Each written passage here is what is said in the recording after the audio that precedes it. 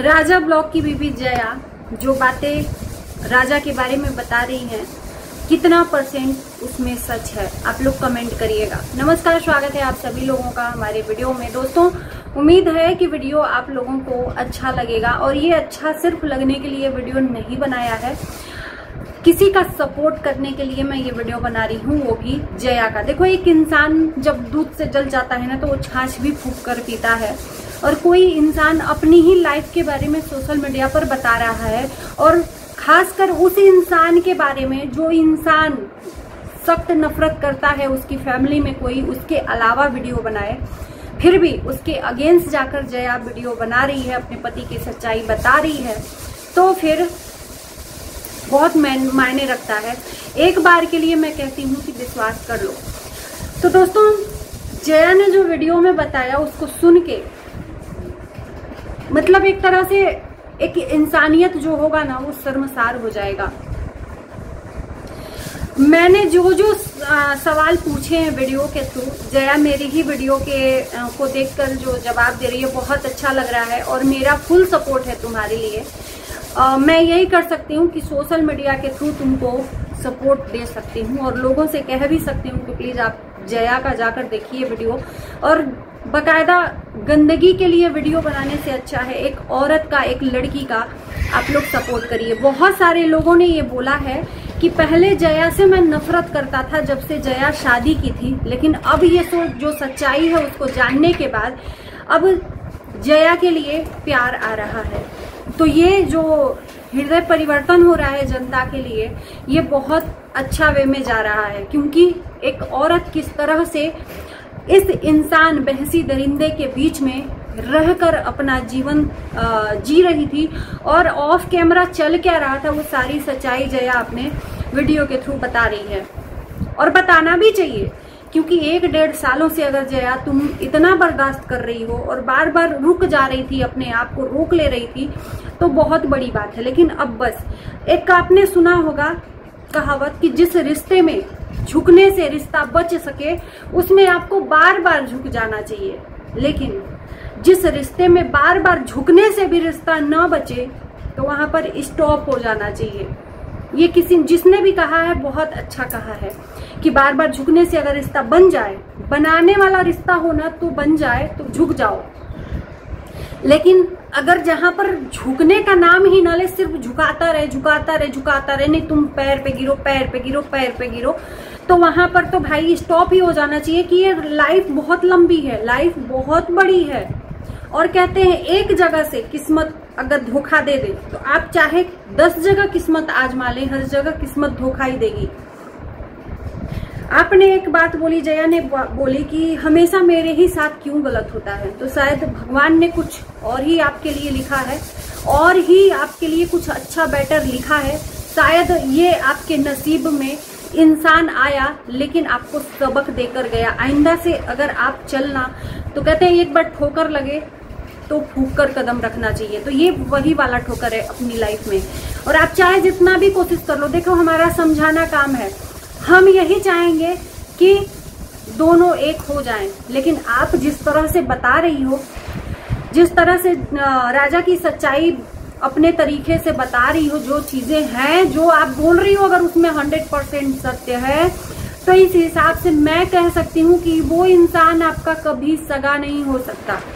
जया ने बताया कि वो घर जो लिया है राजा लखनऊ में, वो अपने नाम से लिया, और जया ने बिल्कुल सही बोला कि हर जगह कहीं भी बैंक में, चाहे प्रॉपर्टी में, पति पत्नी दोनों का नाम होता है नॉमिनी में।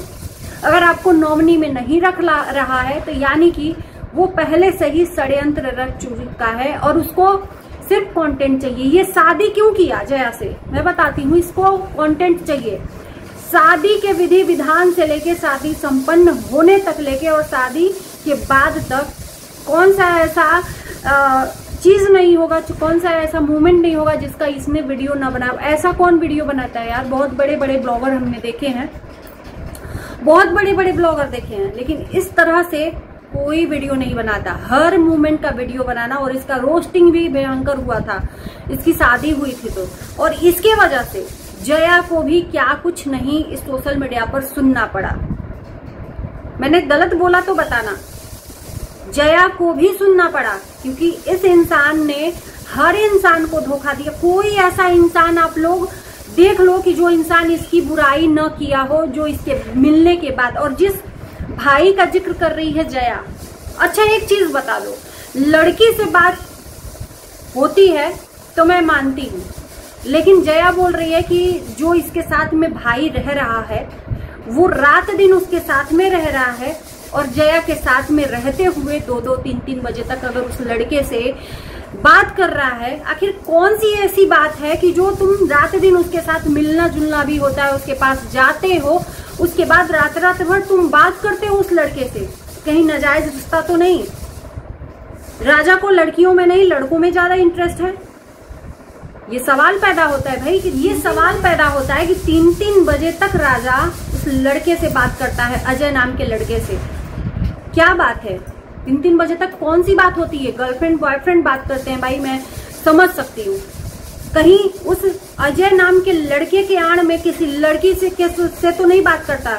और जो वो लड़की आई है कोमल नाम की, अच्छा कोमल नाम की लड़की से एक बार इसकी मैं यहाँ पर, ये जो कोमल नाम की लड़की है, इससे शादी के पहले इसका अफेयर था। अचानक से जया से शादी किया कंटेंट बनाने के लिए। कंटेंट ही तो है। जिस इंसान ने 1.5 साल तक अपनी बीवी को राक्षस बनकर उसको तड़पाता रहा, तरसाता रहा, मारता रहा, पीटता रहा, अचानक से उसको अपनी लाइफ से हटा दिया।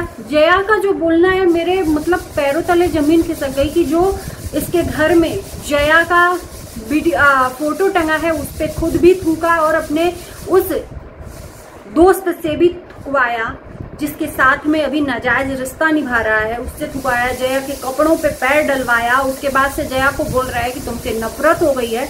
एक इंसान अचानक से नफरत नहीं भर सकता। ये बहुत दिनों की नफरत भरते भरते इसको मौका मिल गया अपने लाइफ से आउट करने का, और इसको लड़कों में ज्यादा इंटरेस्ट है। जिस तरह से हम देख रहे हैं, अगर जया बता रही है और हम देख भी रहे हैं, राजा की लाइफ में एक लड़का है जिसका नाम अजय बताया जा रहा है, तो वो रात दिन एकदम चिपका हुआ है, तो कहीं ना कहीं उसके साथ में कुछ तो मामला है। आज इसने एक सोशल मीडिया पे वीडियो डाला जिसपे इसने थंबनेल डाला है कि मैंने शादी कर ली, कब तक अकेला रहूं। तुम अकेले ही कब थे भाई? तुम भाई कहलाने लायक नहीं, तुम अकेले कब थे बहशी दरिंदे? अकेले कब थे? अपने शरीर पर कभी ध्यान दिया है? गेंडे के समान तुम बढ़ते जा रहे हो। लोग तुमको क्या क्या बोल रहे हैं, शर्म नहीं आती? जया ने बोला कि इसने बोला है कि एक दिन इतना कामयाब बन जाऊंगा कि पूरी दुनिया पे जुल्म कहूंगा, यानी कि ये राक्षस प्रवृत्ति का इंसान है, राक्षस कुल में जन्म लिया है। ऐसे तो राक्षस किया करते थे कि अपने शक्तियों का दुरुपयोग करके और सभी पर जुल्म ढाया करते थे, देवताओं पर, इंसानों पर। उसी तरह से ये राक्षस का प्रवृत्ति है। तो आप लोग जो इसके अंध भक्त बने हो, जो लोग इसको देखते हो, मैं बोलती हूँ कि किस तरह से सपोर्ट कर रहे हो इसको, बहसी दरिंदे को। इसकी मानसिक स्थिति बिगड़ चुकी है, ये पागल हो चुका है किसी भी हद तक। जया का कहना है कि जिस दिन इसका व्यूज कम आता है उस दिन अपने आप को टॉर्चर करता है, अपनी पत्नी को टॉर्चर करता है। यार व्यूज कम आता है तो उसमें लोग तुमको देखना पसंद नहीं करते, ये क्यों नहीं सोचते हो? तुम अपनी प्रवृत्ति में बदलाव लाने के बजाय तुम अपनी बीवी को मार रहे हो, तुम अपने आप को क्षति पहुंचा रहे हो, यानी कि तुम सच में मानसिक रूप से बीमार प्राणी हो चुके हो। और तुम्हारी ये सोच है ना, जो भगवान भी नहीं हमको रोक सकता, तुम भगवान को ही सीधा चैलेंज दे रहे हो। उसके बाद से जब मैं इंसान एक अच्छा कामयाब बन जाऊंगा तो सबके ऊपर जुल्म करूंगा। अरे शक्ल देखो, वो दिन सोचते रहो, तुम्हारी दूसरी उम्र भी आ जाएगी ना, तुम्हारा दूसरा जन्म भी हो जाएगा, तो तुम्हारी जो मानसिक स्थिति और मानसिक सोच है ना, कभी तुमको बड़ा बनाने ही नहीं देगी, क्योंकि वो भगवान जानता है कि तुम्हारा कितना गिरा हुआ सोच है। दूसरों पर जुल्म सोचते सोचते मन में एक मानसिक रूप से बीमार इंसान ये सोच रहा है कि मैं ये करूंगा वो करूंगा, सिर्फ कल्पना की दुनिया में इमेजिन करके जी रहा है कि मैं जुल्म करूंगा। जिसके ऊपर जुल्म करोगे है क्या तुम्हारे पास? ये जो गेंडे के समान मोटा, जो भैंस की तरफ फैलते जा रहे हो, अदरक की तरफ कहीं से भी बढ़ रहे हो, लोगों का चप्पल और जूता कहीं से भी पड़ेगा ना, डगराते हुए फिरोगे गेंडे के समान।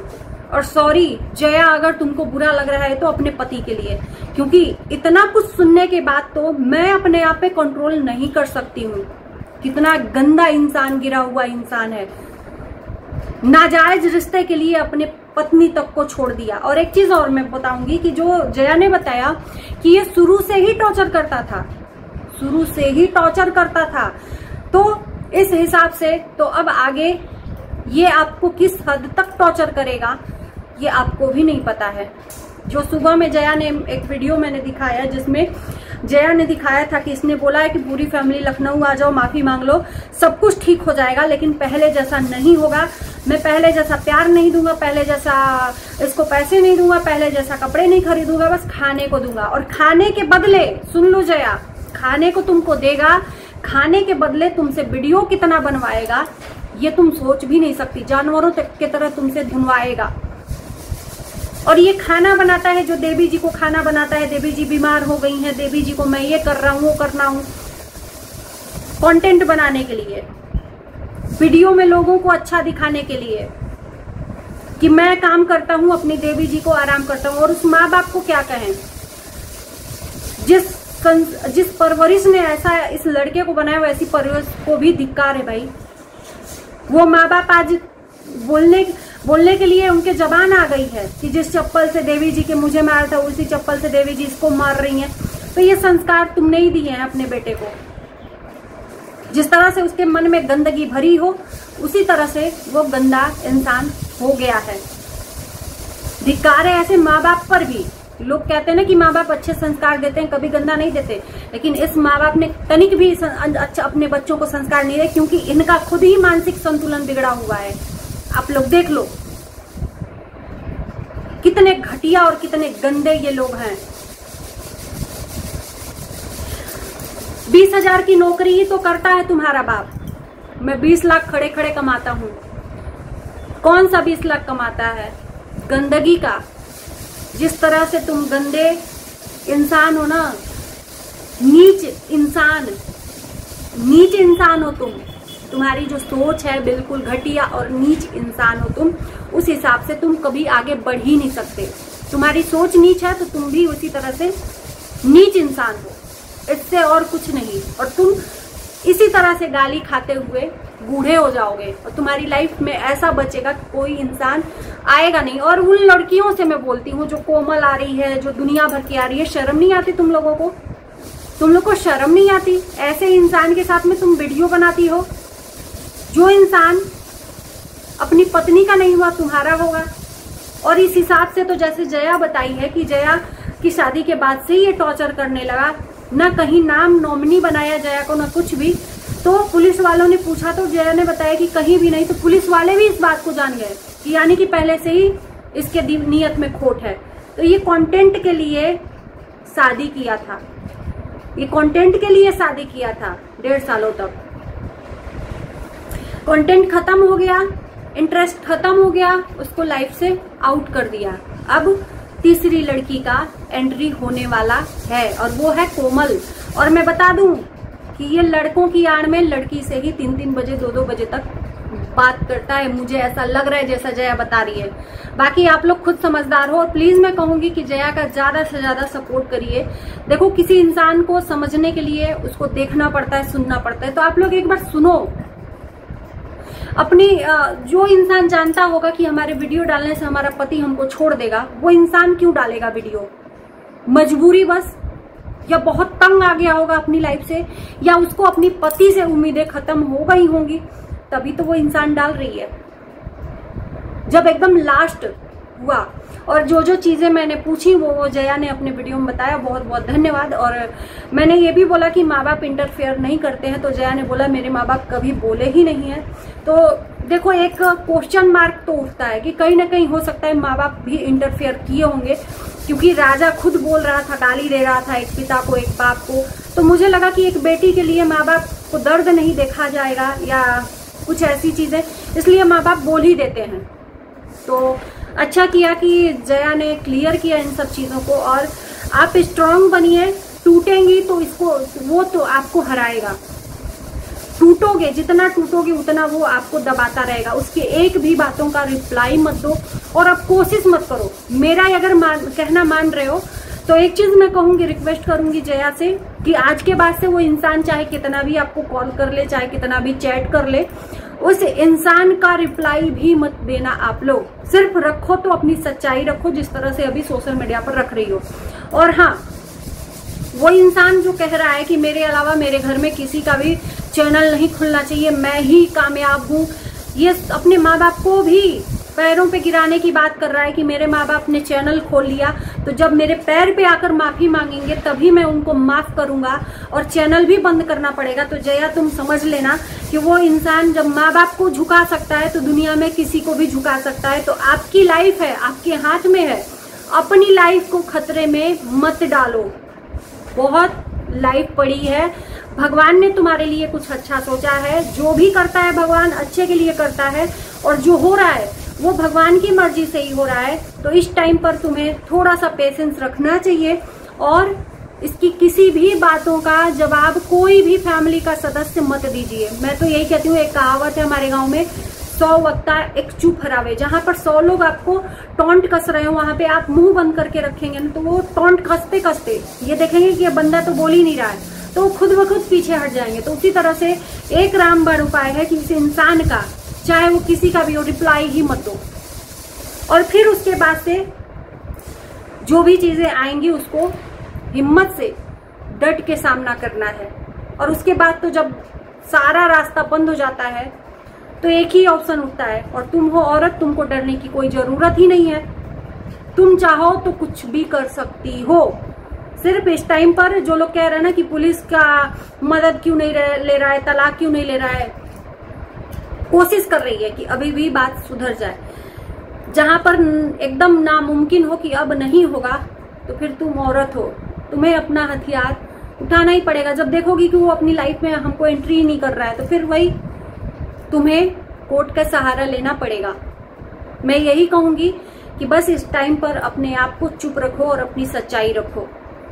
और उसके बाद से लास्ट ऑप्शन आपके पास है, आप कमजोर नहीं हो, आपके पास स्ट्रॉन्ग पावर है। आप चाहो तो इसका एक एक ईंटा बिक सकता है, एक एक ईंट बिकवा सकते हो आप एक मुकदमा करने पे, दहेज प्रथा पे। तो आप एक बार नहीं 10 बार कह रहे हैं, कमजोर नहीं हो, अपने आप को कमजोर मत समझो और हम सब हैं आपके साथ में। और इसी के साथ इस वीडियो को करते हैं बाय बाय।